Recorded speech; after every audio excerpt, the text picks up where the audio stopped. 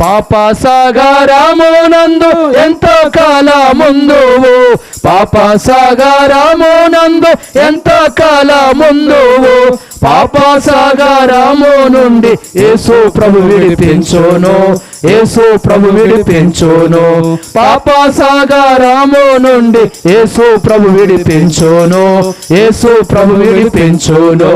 సోదరుడా పాప క్షమకై వేడుమా ప్రభు యేసుని, సోదరి పాప క్షమకై వేడుమా ప్రభు యేసుని.